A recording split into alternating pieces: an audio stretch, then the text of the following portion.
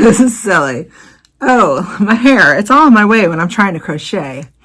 You know what? I'm going to call for Beatle Juice. Beatle Juice. Beatle Juice. Hair tie? That's right.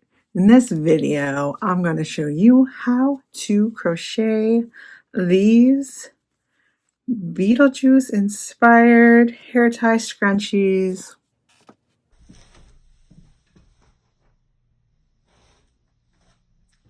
It is the perfect Halloween treat, hair accessory, or maybe something you give out to your friends. It's easy to make.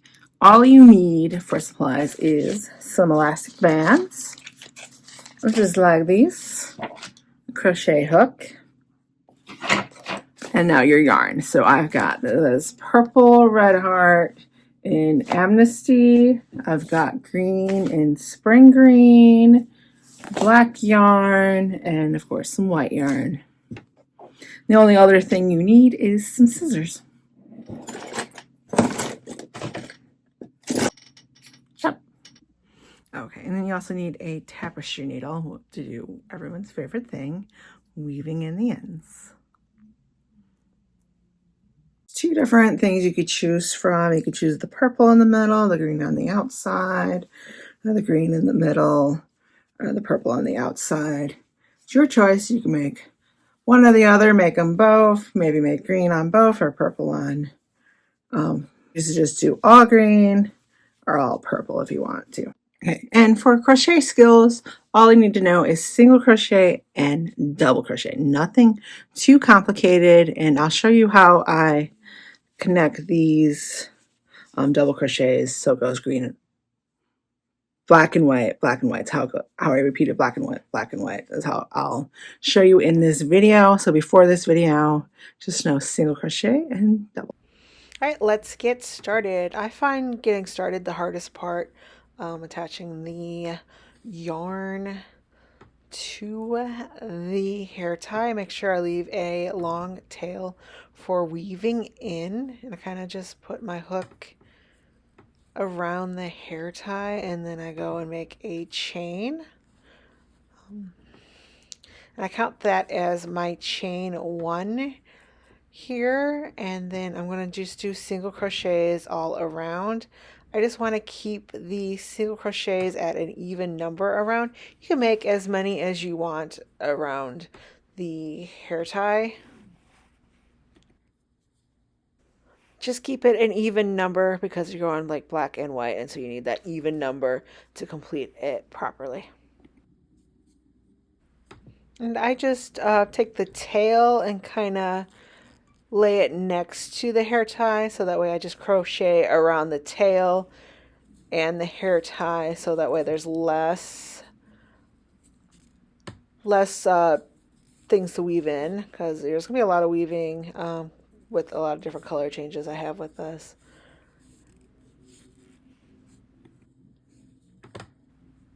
When I want to count my chains to make sure I have a good even number, I just count this top part here. So I'm counting these things that look like chains at the top of the crochet.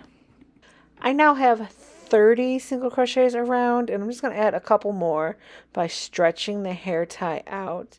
That way I can just add a few more. I'm going to do about 36 on mine. You could do as many or as little as you want. Just kind of have the hair tie filled in with single crochets.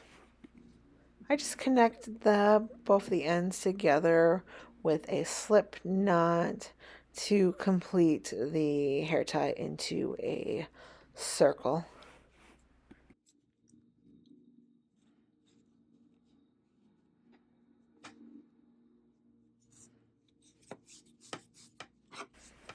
And then I'm just going to make an extra long tail to do my weaving in. For hair ties, I just want to really do some extra weaving, because hair ties you kind of stretch and move them and kind of play with them.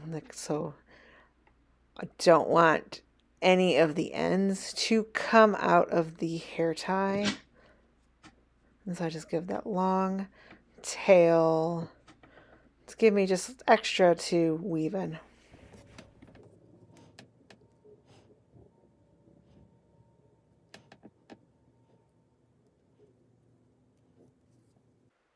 Okay, so I just stick my needle in and kind of weave around through. I kind of follow around the hair tie and just really get the needle like in the fibers of the other yarns and kind of like just in the back, just to really make sure I get it in there nice and tight so it doesn't come out.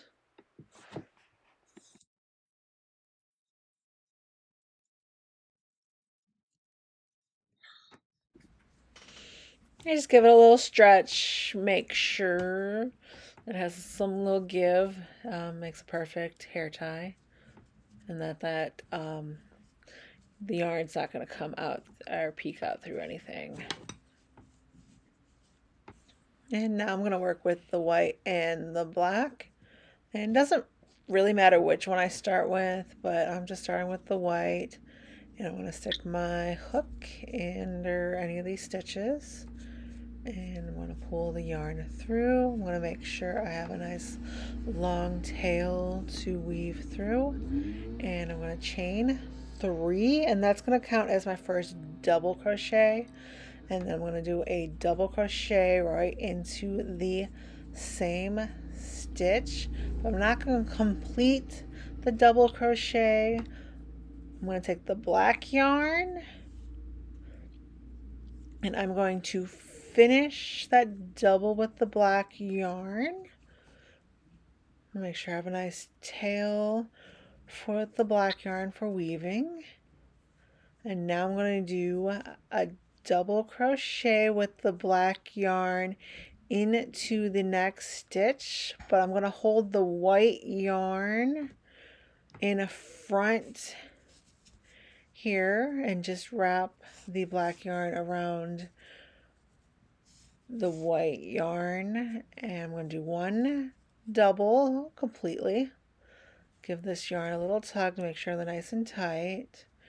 And then I'm going to do another double. But I'm going to do the same thing that I do with the white. I'm going to pull the black through once. And then I'm going to grab the white and pull the black yarn into the back to prevent tangling. And the white yarn, I'm going to keep that one into the front. So pull the white yarn through. And hold it, black yarn in the back, and then I'm going to do the white through the next stitch, but also have that black yarn trapped in between the white stitches. So one full complete in the white, and then a second one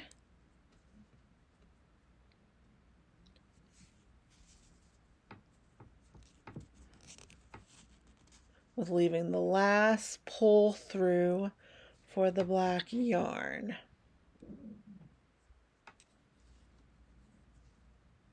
Just pull the white yarn in the front and leave the black yarn in the back.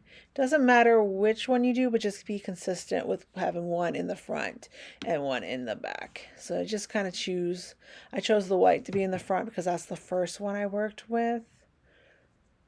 Because otherwise the yarn's going to tangle together.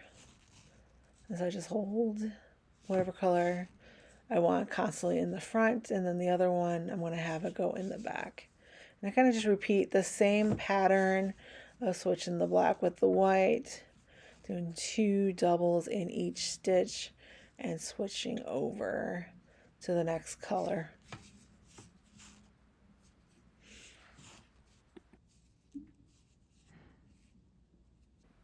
Here I'm going to show you what happens if you don't keep one of the yarns in the front and the other one in the back. And so you're going to get this tangled mess of yarn. And so keeping the one yarn forward and one yarn backwards as you're working does help prevent this tangled mess. But if you do accidentally get a little bit of the yarn tangled, kind of just unravel it or untangle it as you go, kind of untwist it Just keep an eye on your working yarns and making sure they're not tangling together, because the more you ignore it, the bigger the mess is going to be. Once you complete the round, I'm going to finish the last stitch of the black just like before, completing it with the white yarn to finish it off so I connect with a slip stitch in here. And I'm going to do one more row of the black and the white alternating. If you like yours this kind of smaller, shorter row, you could just keep it just like this. But if not, you just want to make one more. That's how I kind of like it, like the hair tie to be a little bit bigger. So I pull the black yarn in front here, and then I kind of go around it to make my slip stitch. So that way when I do my chain, I can bring the black up.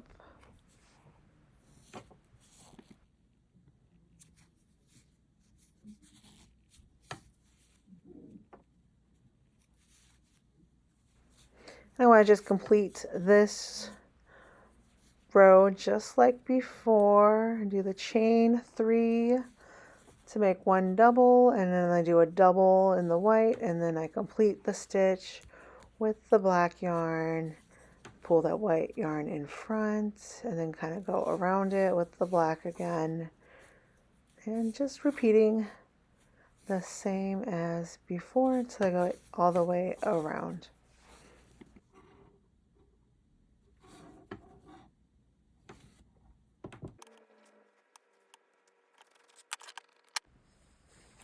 You should have it looking like this.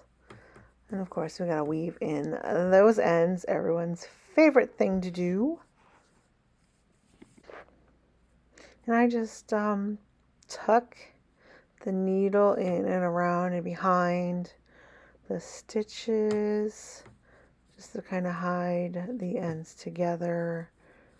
And I have that extra long tail, so I could really weave it, and I kind of take my time and just get it in there, because hair ties, you kind of stretch them and tie them around your hair a lot, and so I just want to really make sure it's not going to come out. You're not going to have any of these little tail ends. And because I have the long tail, so if you ever do have it like sticking out somewhere, I kind of just give it another little snip, since I do have it woven in quite a bit through everything.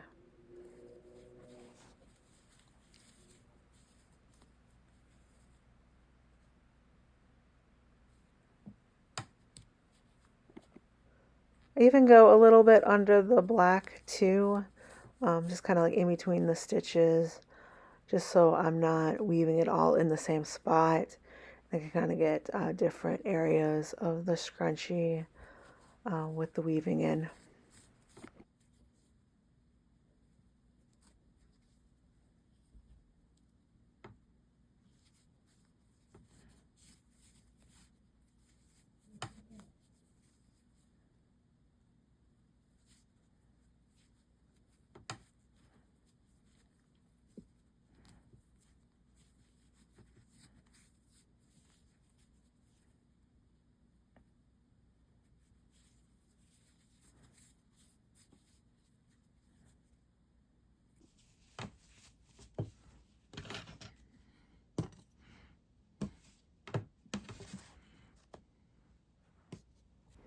All right, we have one more final row to do, and then we're almost done.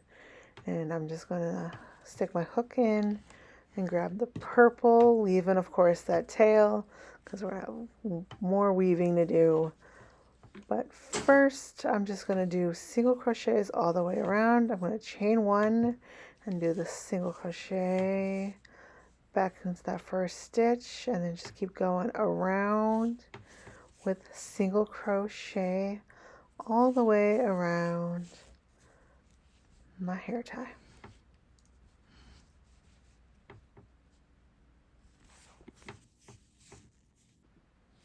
And of course, I'm going to connect with a slip stitch when I complete the round, and then I'll just cut off a nice long tail and weave my final weaving, and this hair tie is complete. When you're done, you'll have something like this. So thanks for watching. Subscribe to my channel because I'll have more hair tie designs, and I'm going to have a Wicked theme one coming up in November. All right, thank you.